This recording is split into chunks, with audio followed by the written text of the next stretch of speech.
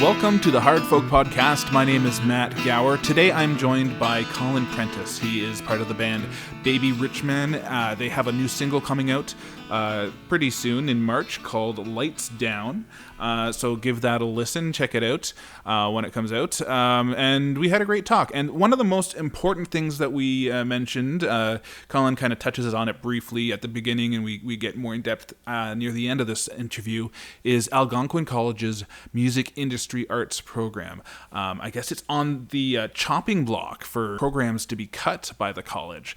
And it's really important that we keep creative arts education alive, whether it's in elementary school, high school, junior high school, or college and university. Creativity is key to, just a well-rounded world that we live in. I think we need to have arts in our lives, and so we can't cut those really important and key programs out. I'm a graduate of Algonquin College. Had this program been available back when I was going to college, I would definitely be signing up for it. So let's keep it alive. Sign the petition. I've got the link in the description of this episode. And we need the arts in our world. It's very important. I am here with Colin Prentice. Welcome to the Hard Folk Podcast, Colin. Hello, nice to meet you. Yeah, nice to meet you. Thanks for joining me.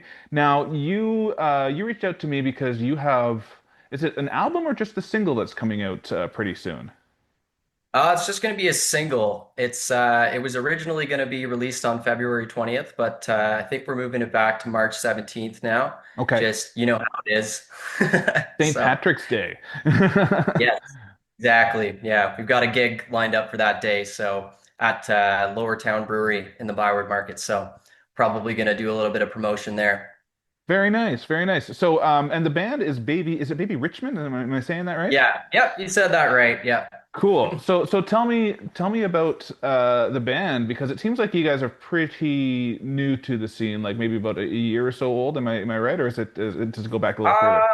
It really depends on what timeline you're kind of I would say we've been active in the scene for about 2 years now, maybe kind of going on three. But we've been playing together for a couple years before that. And then me and the bass player go all the way back to kindergarten. So Oh wow.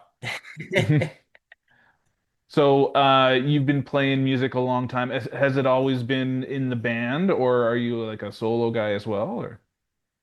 no, I've always been a band guy, I would say. Pretty much everybody in the band is that way. We Okay. we stick together, you know. Very nice. So tell me your musical journey a little bit. What led you to this point in time right here, right now? Give me the story. Oh man, I'll have to give you the Coles Notes version because yeah, I'd be telling you my whole life story, I guess. But I guess long story short, like I said, I've known the bass player for a long time. We started a band in high school and played some gigs. It was fun, you know. And then everyone went off to school, and I went off to music school at the MIA program at Algonquin College, which you may or may not have heard is running into some trouble lately. That's right. Um, but yeah, no, they were really great. So I've got nothing but good things to say about them. So shout out to them. But yeah, I went and took that program, and that was where I met the lead guitar player in our band now, Robin.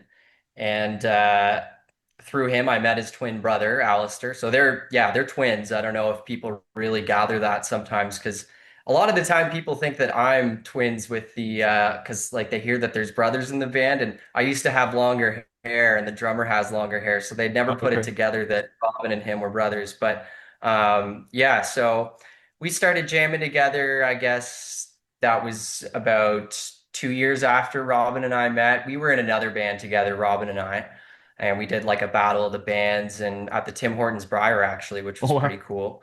That was a while back. That would have been at the what's it called? The Agriculture Center, I think. Okay. it's escaping me exactly where downtown that is again, but near the football field. Anyway, Oh yeah, yeah. um, Okay. Yeah, yeah. yeah. I don't know why I can't think of what that part of town is called right now, The but Glebe. The Glebe. that's it, the Glebe. Yeah. So yeah, we played that. That was good. And we were in a band for a while doing that for about, I guess, 6 months after the MIA program ended. And then our key player ended up getting deported. So yeah. But it was it wasn't anything like nefarious or anything like that. He just forgot to renew his work visa. So Okay. Okay. just found out that he had to leave and he went back to the States. That's where he was from. So, yeah, so then we didn't really know what we were going to do after that and kind of just aimlessly jammed together with his brother as well because they wanted to be a thing. Obviously, they've been playing music together since they were like 7 years old, I think. Hmm. So they definitely wanted to do something together, and I was still kind of pursuing this other band, which was called Baby Richman, still actually, with my bass player. And it's kind of funny. We were always looking for a drummer and a lead guitar player. And then in the other band that I was in with Robin and Alistair, we were always looking for a bass player. And it took me like 2 years to put it together that, wait a second, what if I just put these two together? And then that's what happened. And Baby Rich Man was formed. And we started playing together. And it was super fun. And then the pandemic hit. Oh So boy. that was, that definitely threw a wrench in everything.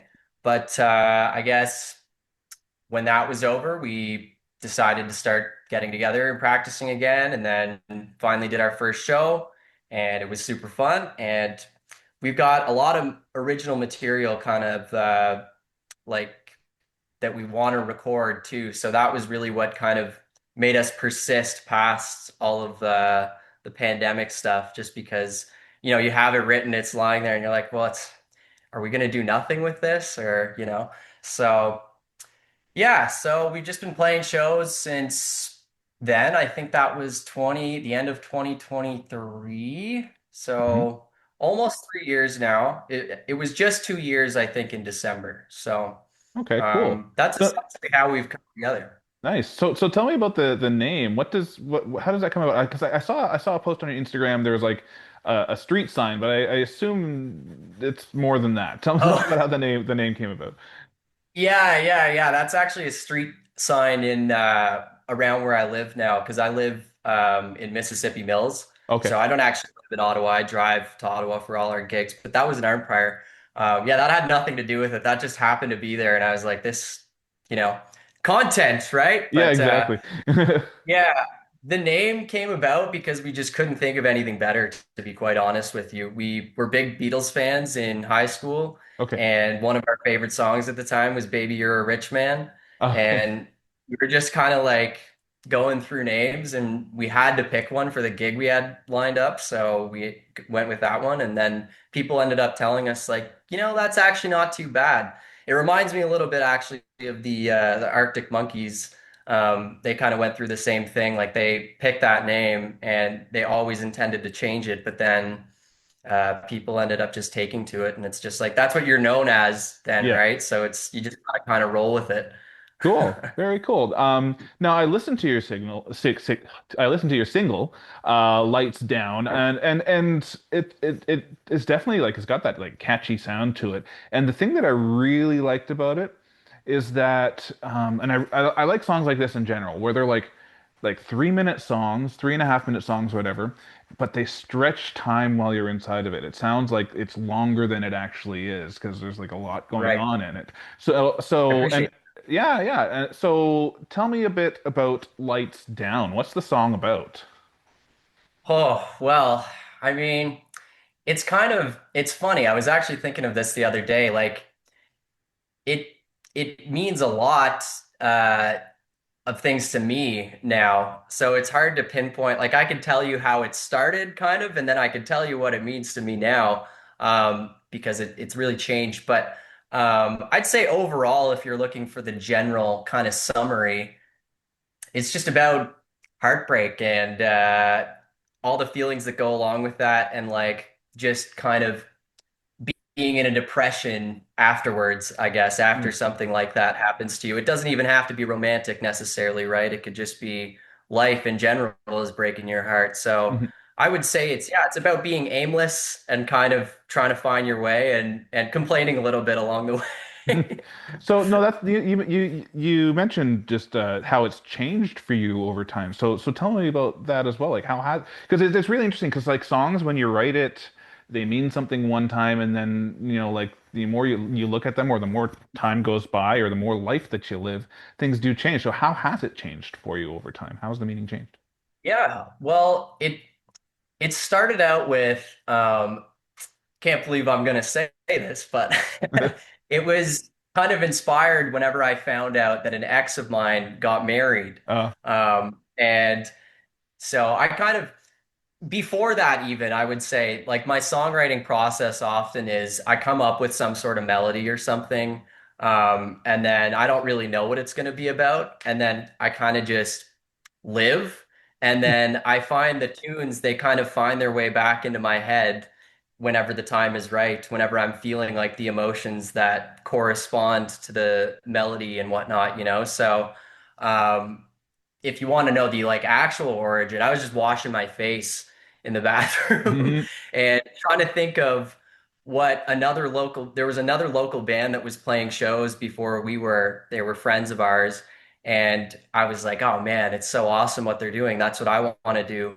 I wonder I wonder if I could come up with something for our band that would kind of sound like their band. And then that just popped into my head, the chorus melody. And so I had that for a bit and recorded that on my voice notes, as you do. mhm, And then later on, I heard about this through my lead guitar player, actually, that my ex was getting married. And this was probably like 5 or 6 years, I've got to be real, mhm, um, after we dated her. And I hadn't dated anybody since, so it's not like I was like obsessive, you know what I mean? But mhm, it was more to do with how life changes, and just that feeling you have whenever you hear about somebody having a kid or just somebody getting a new job or even somebody passing away or something like that.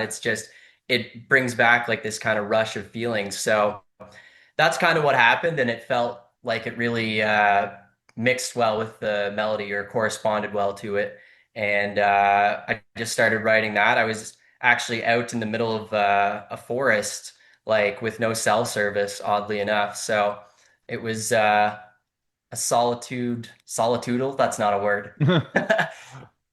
It was an experience of solitude, whatever There the you go. way to say that would be. But it was interesting for sure. And then over the years, actually, another funny story about it. There's a lot of funny stories about this. Hmm.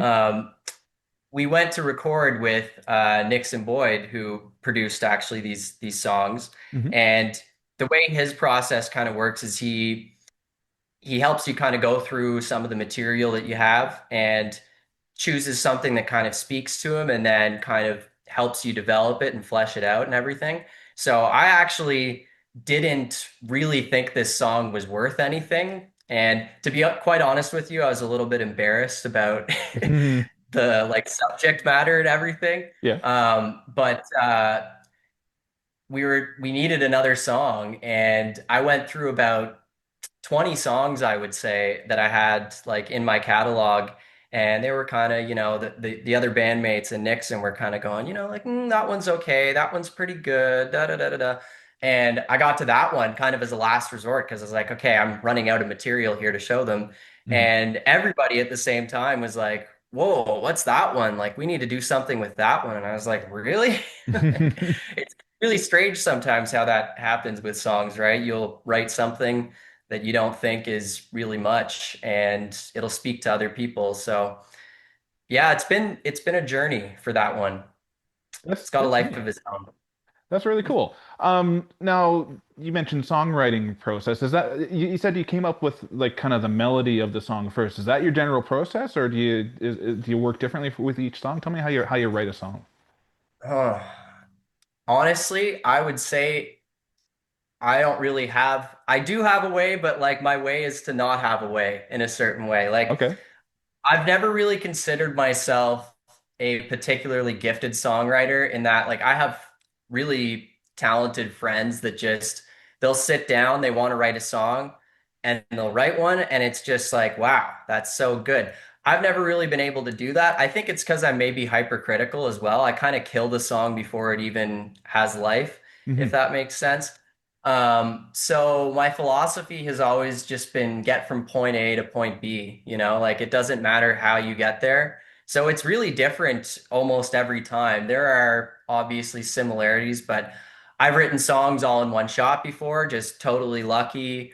I've done stuff like I talked about with Lights Down, where it's like a years long process.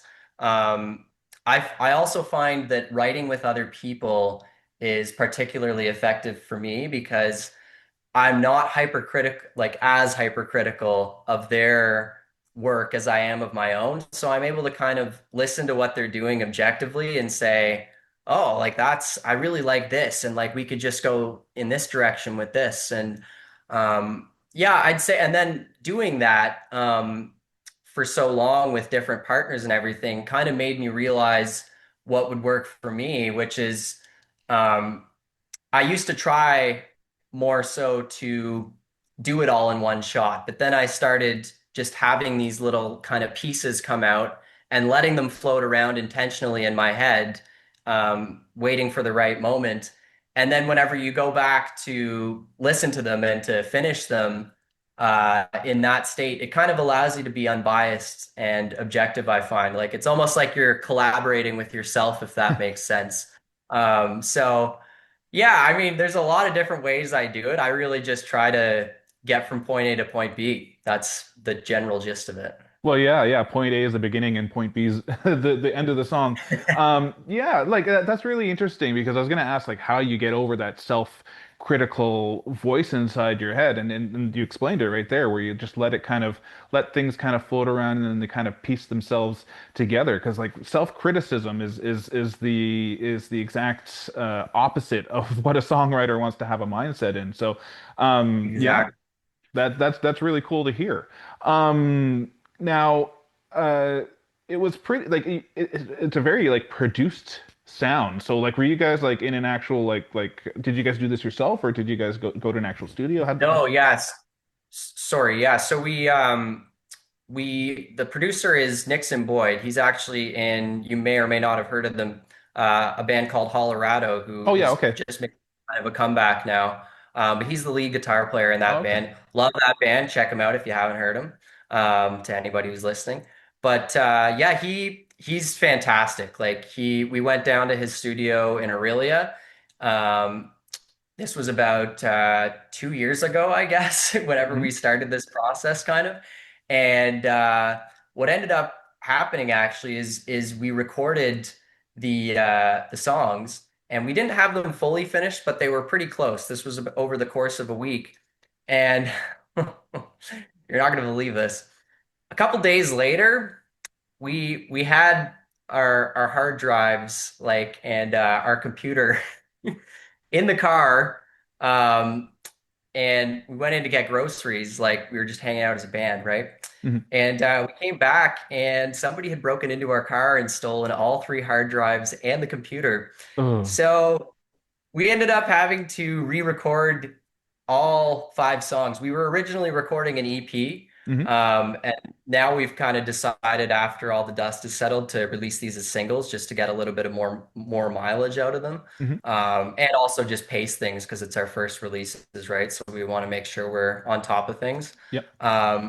But yeah, I mean Nixon was fantastic through the whole thing. He didn't flinch when that happened. He was just like, all right, let's get back at it. And he gave us like a huge discount and everything. Like he's such a good guy, honestly. I would recommend if anybody is ever looking for somebody that's like affordable but does really professional quality work, like industry standard level, look no further than Nixon Boyd. He's Nice. amazing. Now, were the newer recordings, were you able to find different things in the song? Did they turn out better or just different? I would say so. So we actually had we had wave files, bounced wave files of the stuff that we did. So we were Hmm. able to use those as demos to record over. So Okay. it wasn't like all lost in a certain, like all progress was not lost. But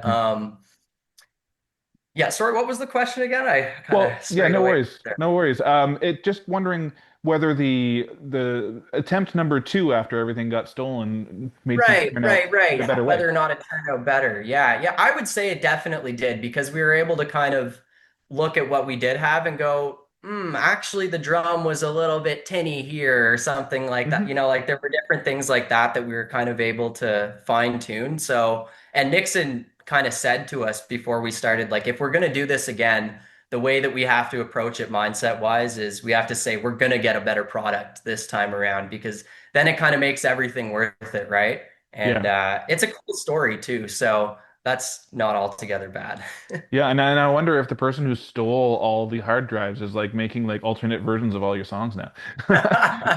Yeah, especially you never know with like AI and that sort of thing, right? But yeah, no, I don't. I imagine what happened. They just wanted the equipment. They Yeah. probably just liked it and sold it or something. But one can hope. Maybe they'll pop up in like 10 years' time, right? That's funny.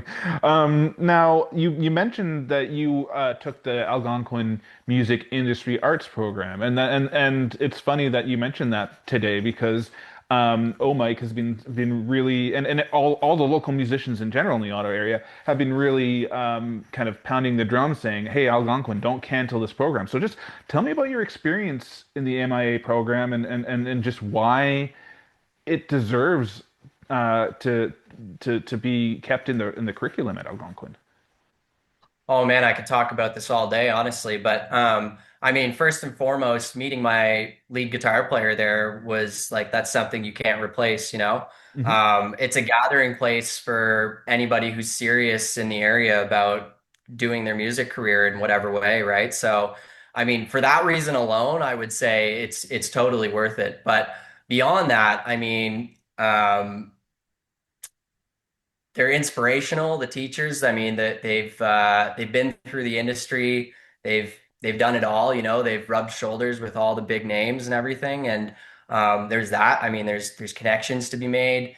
The education portion of it is very solid. Like they're always updating the curriculum and especially the recording part, I would say is particularly useful because they go through, you know, the whole soundboard, all the mathematics behind like acoustics and everything. Like Hmm. it's a little bit boring sometimes, I won't lie, but anything worth learning is, right? So, but yeah, no, we learned how to record high quality stuff there and just learned the process, learned how to work with other people. Like it's uh it's a boot camp, you know? And whenever we got through it, like I started at 17 actually playing music. Like I was kind of a late starter with singing, playing guitar, writing songs and everything. So I did that about 2 years into my music career, you know? And so for me, especially, it is foundational to basically everything I do and my mindset towards everything. So I would really hate to see it go. Um, and I can't say enough good things about it, honestly. That's great. Now going back to Lights Down, and when I was listening to it, I was wondering like, where what influences? Like, I was trying to like pinpoint it, but it I really couldn't pin down the influences. You know, You like should take a guess. You should just throw a like wild guess I out don't there. know, because like you know what, like this is probably completely way off, but even like you're the lead singer, so right, so your voice, I was getting some hints of what's his name from Billy Joe from Green Day actually. I hear that a lot. Yeah. Yeah. Yeah, I don't know. It's just really polished and like I was getting some I guess some British influence maybe in there, uh some like 2000s British influence was kind of the best I could think of. But you tell me, like tell me what inspires you as a musician. Who inspires you? Yeah. Well, I guess initially it was that band. The name is escaping me now too, but that local band that kind of when I was washing my face when I first came up with the song, that was obviously a big influence on it, even though I'd never even seen them live. I just saw them posting on social media about stuff, and I was friends with like the drummer. He's in Hmm. a band called Script Issue now, actually, I believe. So Say that again. another You, shout you out to cut them. off for a second there. Say that again. Oh, sorry.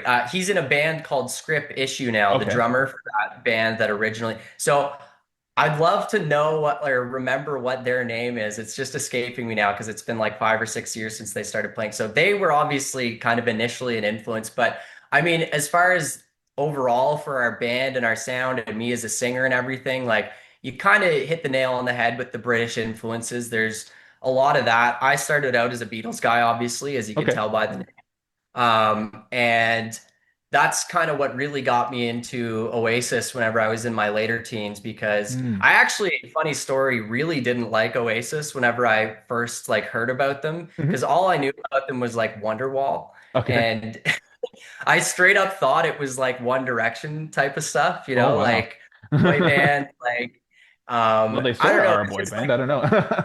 what's that? They- Yeah, they are kind of. Yeah, I guess that's true. But I was picturing more of a poppy sort of thing just yeah. because of the vibe of that song and even the look of the lead singer and kind of the attitude. I was like, man, this guy just thinks he's like so cool. And I wasn't wrong about that. He does think he's very cool, Yeah. but not in the way that I kind of thought. It wasn't this kind of like pretty boy way, if that Hmm. makes sense. It was Yeah. more of a rock and roll, like own your attitude sort of thing. And once I realized that, and then also realized why they were wearing those round glasses, which is that they were obsessed with John Lennon and the Beatles and that sort of thing, I was like, Hmm.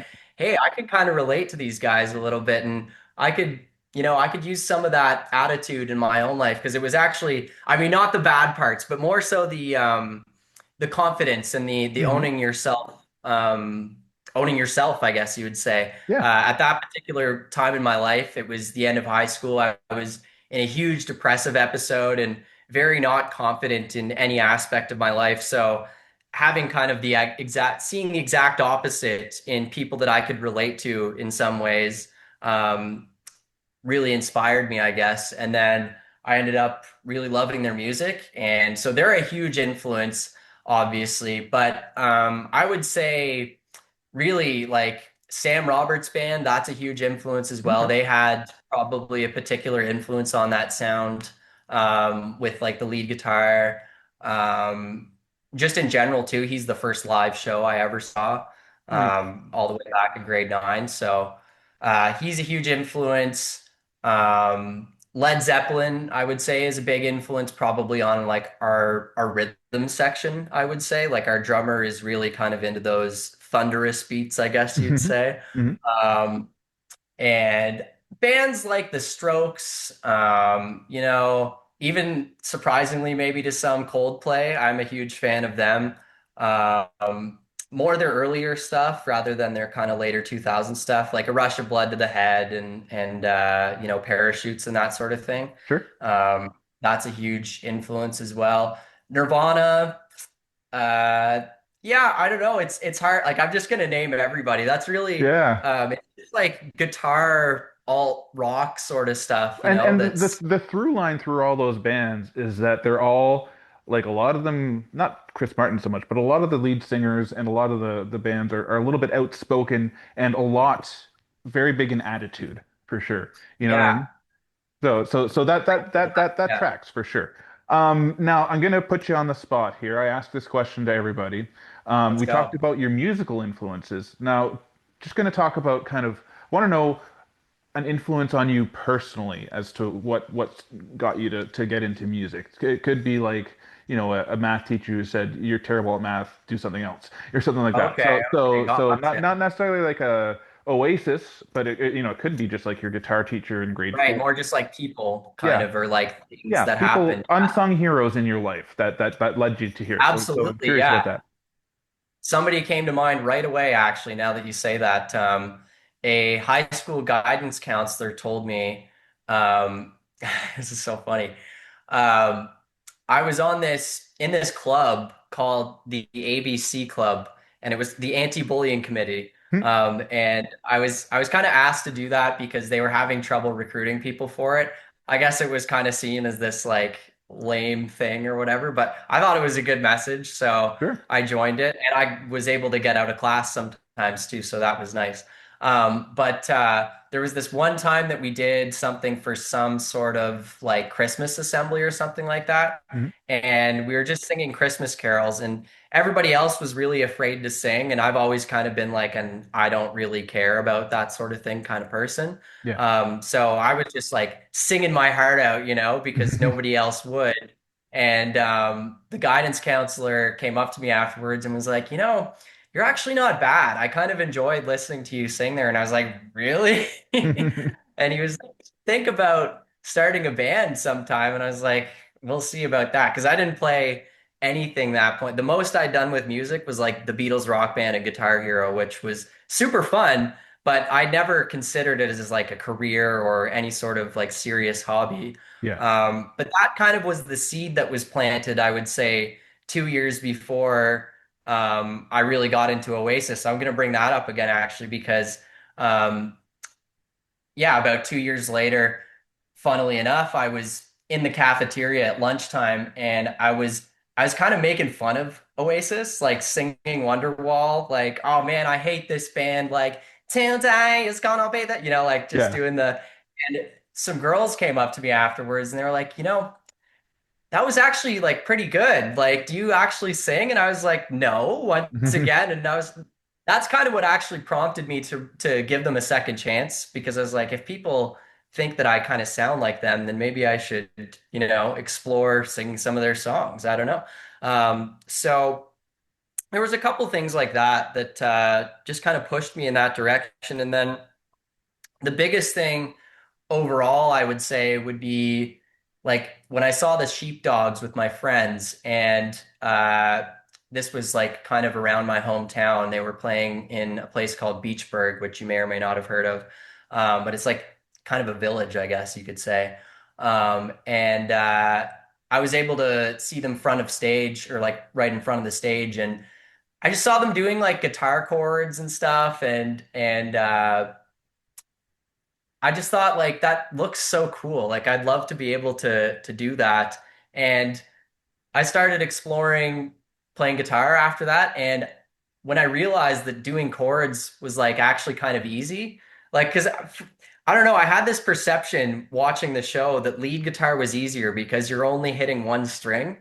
Yeah, I know, right? Like when you don't play music, you don't have any really concept of it, right? Yeah. So Yeah. once I realized that, like, wow, like I can do the thing that I thought was so impressive, like with like 3 weeks of practice, basic, like, dedicated practice, I was off to the races after that. I was learning Beatles songs, and um, suddenly we wanted to start a band, and then some things happened in my life that were kind of upsetting, and truth be told, I kind of had to find a reason to live. I was kind of at that point in my life where I didn't really feel like I had a lot to live for, and I wanted to find something to dedicate myself to that was like worth it, that would make my life worth it, kind of. And I settled on music because I thought, you know, culture is so influential and like changes the minds and hearts of so many people, even on a small level. Like you can touch somebody with a song, even if you're a local artist,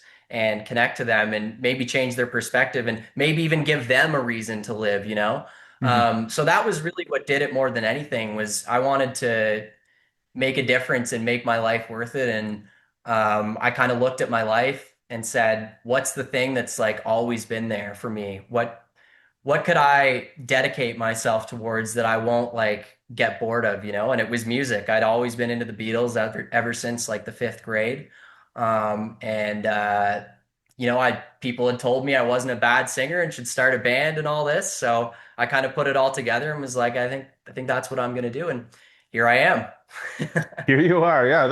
That's great. So, Baby Richman is playing. The next show I have here is you're playing at the 27 Club on February 20th. That's correct? And then you said the Lower Town Pub. Yeah, so that'll be on March 17th. Okay. And we actually play there every week for a thing called live band karaoke, Oh, where we have people come up and sing songs with us, and we've got like the lyrics on the screen and everything. And we do that every Tuesday. But I actually haven't been doing that recently. We've been getting people to fill in, and I could get into the reasons for that. That's kind of interesting, actually. But yeah, that's our next show is February 20th. That's going to be with Harmonies, which is they're an excellent band from Toronto. They opened for Jack White like about a year ago Cool. now, and they've just toured all around. And I've seen their live show about 2 or 3 years ago, and it was honestly one of the best live shows I've seen just anywhere. Like they do some really crazy stuff. They play the same lead guitar, like they've got two people playing the same guitar at times in their show. They're Hmm. switching instruments and that sort of thing. I think their manager is actually, I don't know if you're familiar with Illuminati or Gianni Illuminati, I think is his name. He's Don't the know. lead singer of Walk Off the Earth, Oh, if you okay. know that band. Yeah. But so I think they've kind of taken some influence from them and their kind of live show antics. But yeah, they're really amazing. And then also Sunday Riot Club, who are friends of ours, and they're a local band, hard rock band. They've got some stuff out. Check them out. And yeah, it's going to be a great show. We've never played at the 27 Club before, but it's like a really slick looking venue. And we're Nice. actually planning on getting some video from like multiple angles. We're going to get a bunch of like videographers to shoot from different angles and then sync it up to the soundboard and kind of try to get this like kind of pro looking setup for the whole show there. So it's Nice. going to be fun. Yeah, well, we have less than 5 minutes left, so we'll leave it at that. That's great to hear that you're having all this success. Looking forward for the new single to come out and to hearing all the rest of them. So congrats to all that you've been doing, and let's keep MIA Music Industry Arts at Algonquin alive, right? Agreed. Yeah, let's do it. All Go right. sign I think there's a petition. Go sign the petition. I'll put a link in the podcast description. Well, Colin, thank you so much for joining me.